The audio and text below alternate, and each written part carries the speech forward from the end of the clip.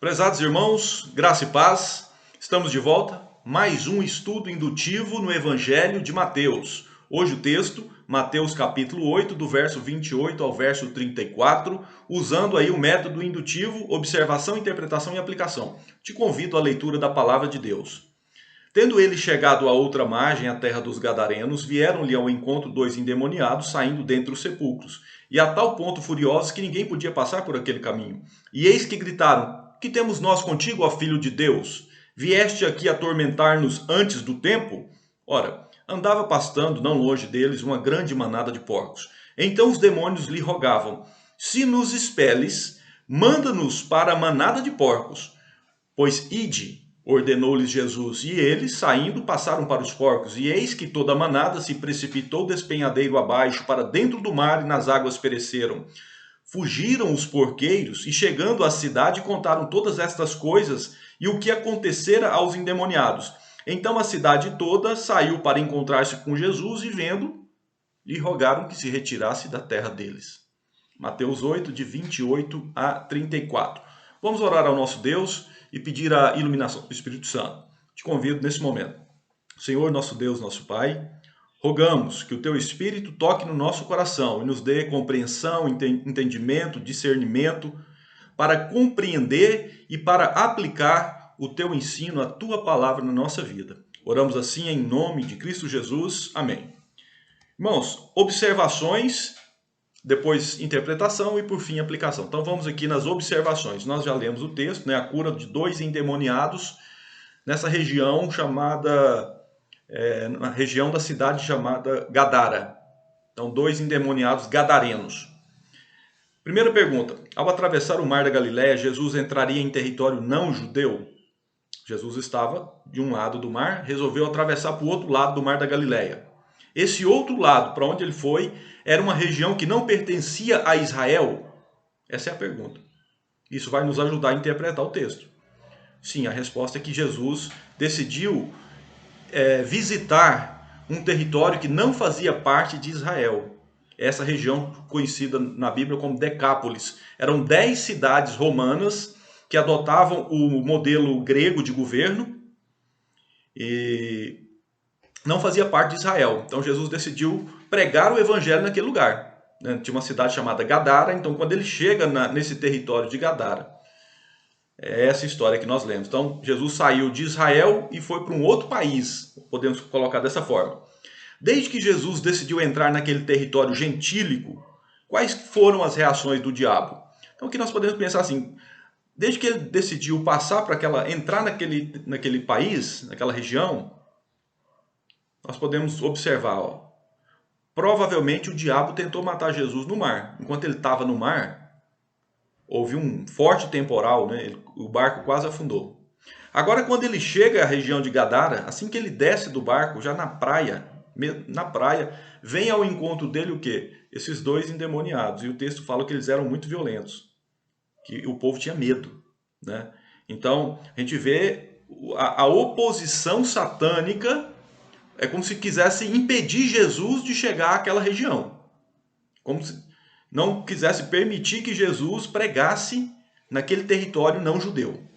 É possível ver nessas histórias algumas características do domínio satânico.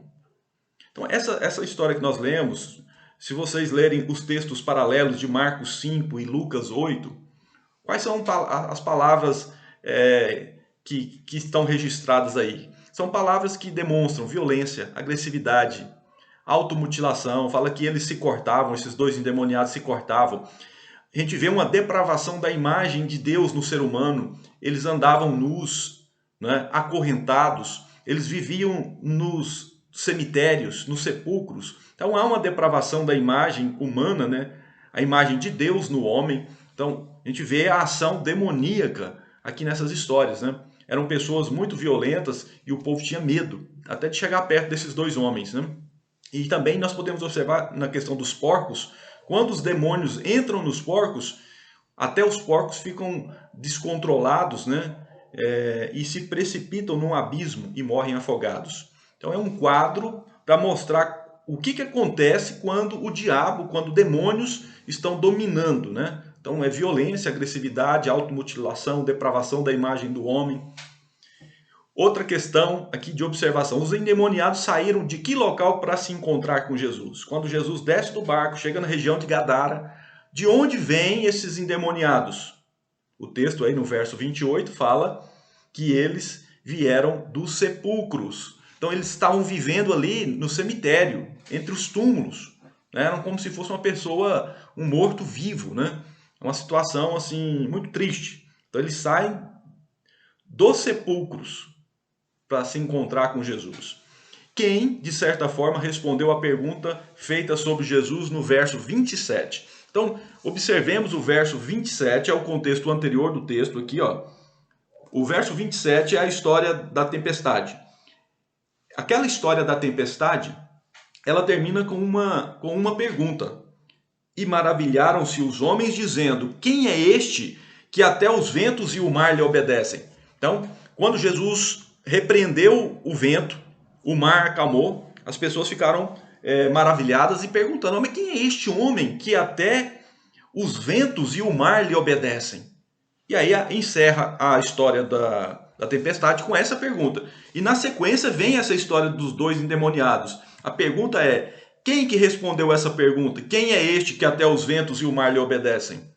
Por incrível que pareça, quem respondeu essa pergunta foram os endemoniados. Está aí no verso 29, né? No verso 29. E eis que gritaram: que temos nós contigo, ó Filho de Deus? Que temos nós contigo, ó Filho de Deus? Então, essa é a resposta àquela pergunta. Quem é este que até o mar e o vento lhe obedecem? É o Filho de Deus. É o Filho de Deus. Se a gente lê os textos paralelos dessa história, que estão lá em Marcos 5, 7 e Lucas 8, 28, nós vamos ver que eles falaram: Jesus, Filho do Deus Altíssimo. Aqui em Mateus está registrado: Filho de Deus. Que temos nós contigo, ó Filho de Deus. Lá em Marcos e Lucas, que temos nós contigo, Jesus, Filho do Deus Altíssimo. Todavia, é importante registrar que provavelmente esses endemoniados falaram dessa forma porque eles estavam com medo de serem punidos por Jesus. Outra questão aqui de observação. Os endemoniados gritaram com Jesus e usaram qual argumento? Então, eles se apresentam a Jesus assim que ele desce do barco e eles gritam com ele. E apresentam um argumento. Eles apresentam uma questão fundamentada. Que argumento é este? Qual é esse raciocínio que eles usam com Jesus ao se aproximar de Jesus? Está aí no verso 29. Eles falam: vieste que temos nós contigo, ó Filho de Deus. Aqui o argumento, ó. Vieste aqui atormentar-nos antes do tempo? O Senhor veio aqui na nossa região, saiu lá de Israel, atravessou o mar, entrou na nossa área, na nossa terra, para nos atormentar antes do tempo? Em outras palavras, não é o momento de nós sermos punidos. Nós temos autorização para ficar aqui. Viestes aqui atormentar-nos antes do tempo? E aí isso levanta uma questão interessante. Alguns demônios, eles já estão no inferno, mas outros estão na terra. Então, a Bíblia tem alguns versículos que falam isso. São poucos, é verdade? Mas 2 Pedro 2,4, Judas 1, verso 6, que é um capítulo só, Judas, verso 6. Alguns demônios já estão aprisionados. A Bíblia não fala com muita clareza o porquê. Fala que eles desobedeceram a Deus, abandonaram o seu domicílio e foram acorrentados por Deus. Então, alguns já estão no inferno. Outros estão na terra, mas um dia também serão lançados no inferno. Esses dois homens que estavam endemoniados, esses demônios que estavam falando com Jesus aqui, eles estavam falando assim: não chegou o nosso momento de sermos lançados no inferno, não. Nós temos direito de ficar aqui. Por isso que eles pedem: se o Senhor vai nos expelir, nos autorize pelo menos a entrar nos porcos. E Jesus autorizou. Jesus fala no verso 32, pois ide, ordenou-lhes Jesus. Antes eles falam: se nos expeles, manda-nos para a manada de porcos. Não é o nosso momento de ser lançado no abismo. Não é o nosso momento de sermos lançados no abismo. Todavia, se o Senhor vai nos expulsar, nos expelir, nos autorize pelo menos a entrar nos porcos. Foi o que Jesus autorizou, né? E eles entraram nos porcos, e os porcos correram e se precipitaram no abismo, caíram no mar e se afogaram. Lá em Marcos 5,7, conjuro-te por Deus que não nos atormentes. É o texto paralelo, né?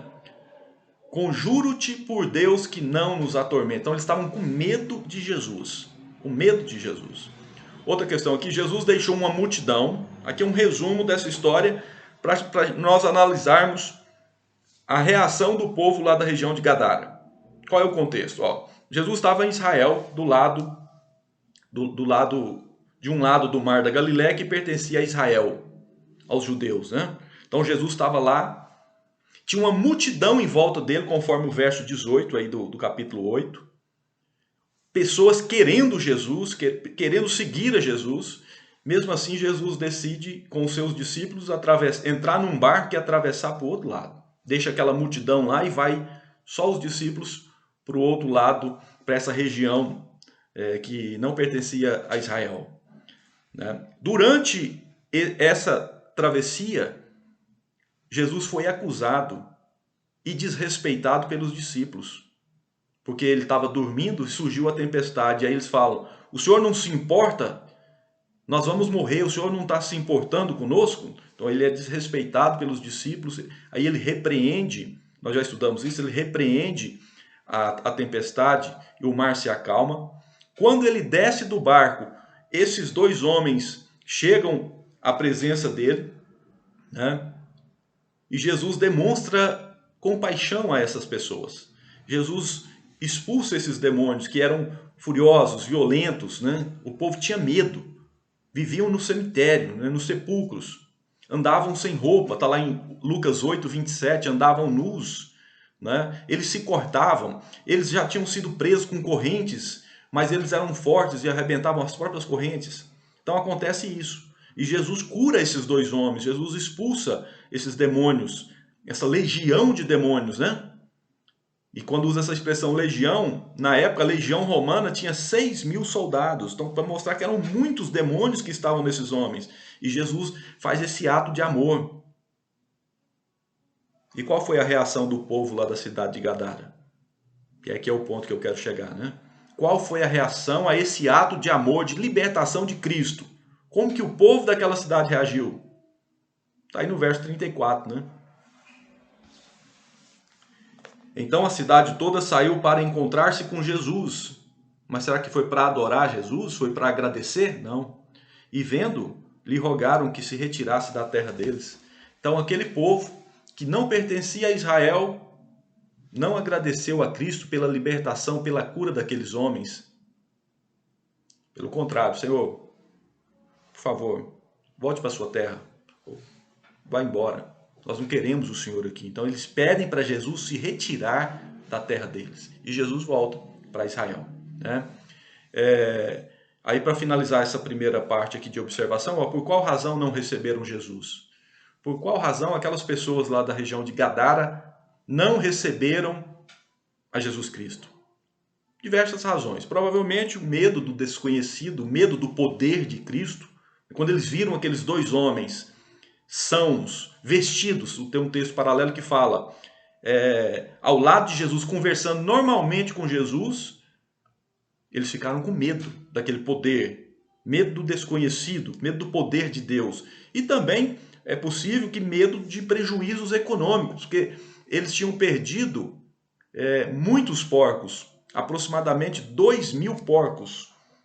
Tem um texto paralelo que fala, aproximadamente 2.000 porcos morreram afogados. Então eles tomaram um prejuízo econômico. Por outro lado, dois seres humanos estavam curados, né? Então são várias razões que estavam por trás dessa rejeição. O fato é que eles rejeitaram Jesus. Jesus se deu ao trabalho de ir até a terra deles, eles rejeitaram. Segunda etapa, interpretação. Agora nós vamos buscar o significado. O que esse texto significava naquela época? A história ensina que Jesus é o Filho de Deus que salva pessoas de todas as nações do poder de Satanás. Então esse texto ensina isso. A intenção do autor, o apóstolo Mateus, era essa, ensinar que Jesus, ele é o Filho de Deus, e como Filho de Deus, ele salva pessoas. Não interessa onde essas pessoas estejam. Elas podem estar em Israel ou podem estar lá do outro lado do Mar da Galileia, numa região que não pertence a Israel. Pode ser um gentil, um romano, um grego. Esse é o significado, essa é uma das interpretações. Jesus salva pessoas de todas as nações do poder de Satanás? Sim. Segundo ponto, ensina também que a salvação de poucos seres humanos tem mais valor do que muitos bens materiais? Também ensina isso. Você vê, 2.000 porcos foram sacrificados.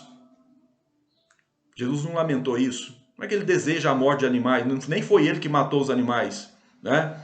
Mas aqui Mateus está mostrando que Jesus faz sacrifícios para salvar poucas pessoas. Ele deixa uma multidão, atravessa o mar, corre o risco de morrer, é desrespeitado pelos seus discípulos para salvar esses 2 homens que estavam do outro lado do Mar da Galileia. E Jesus já sabia que seria rejeitado, porque Jesus é Deus. Mas esse pré-conhecimento dele não impediu que ele passasse por tudo isso para salvar aqueles 2 homens. Então Jesus é o Filho de Deus, salva pessoas de todas as nações. Jesus trouxe vida a pessoas que ninguém podia ajudar? Sim, também esse é uma interpretação.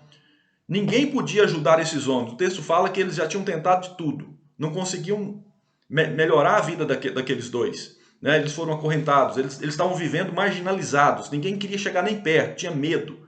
Então a sociedade não tinha habilidade, condição alguma de melhorar a vida deles. Jesus os curou usando a palavra. Né? Jesus usou o seu poder. A mesma palavra que ele usou para acalmar a tempestade, repreender os ventos, ele usou para expulsar os demônios, essa legião de demônios desses homens. Mostra que apesar das bênçãos do ministério de Jesus, muitas pessoas perderam a oportunidade de salvação por medo do desconhecido ou por medo de perder bens materiais? Sim, podemos concluir essa etapa assim. Apesar da maravilhosa bênção que Jesus oferece, Jesus curou integralmente aqueles homens. Muita gente perde essa oportunidade de salvação. Né? Muita gente perde. Esses moradores lá da região de Gadara sequer pediram alguma coisa para Jesus. Senhor, antes do Senhor voltar lá para Israel, tem como o Senhor fazer isso para mim? Perdoar os meus pecados, me curar? Não, eles não pediram nada, eles perderam a oportunidade. O medo de tomar prejuízo, de perder mais animais, por exemplo, ou o medo do poder de Deus, que eles ficaram assustados em ver aqueles 2 homens daquele jeito, isso fez com que eles perdessem uma oportunidade, a maior oportunidade da vida. A maior oportunidade da vida. A Bíblia não fala que Jesus voltou lá novamente. Né? Então Jesus teve esse trabalho, correu esse risco, pagou esse preço, separou esse tempo na agenda dele, deixou uma multidão que gostava dele, que queria ficar com ele, para salvar essas pessoas, e elas, só 2 aproveitaram a oportunidade. E por último, aplicação. Como que nós podemos aplicar na nossa vida? Irmãos, 3 questões aqui de aplicação. O que o texto significa hoje? Isso é aplicação.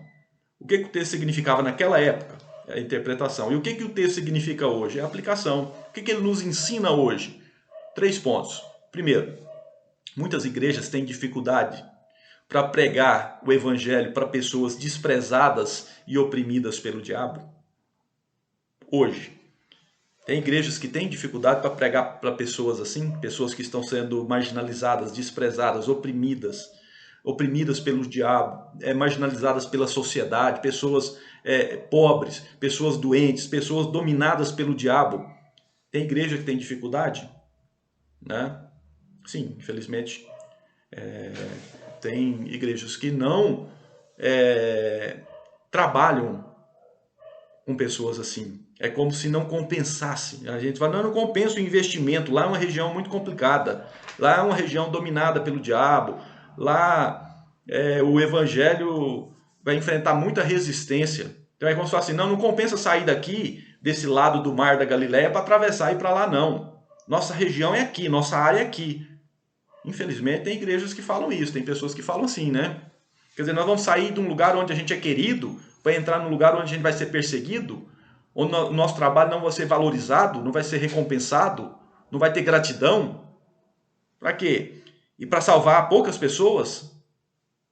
Né? Outro ponto.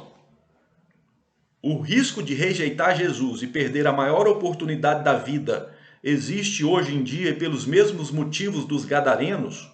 Eles perderam a oportunidade da vida deles, eles rejeitaram Jesus porque medo do desconhecido, medo do poder de Deus, medo do que Deus pode fazer, medo de perder bens materiais, de perder porcos, por exemplo.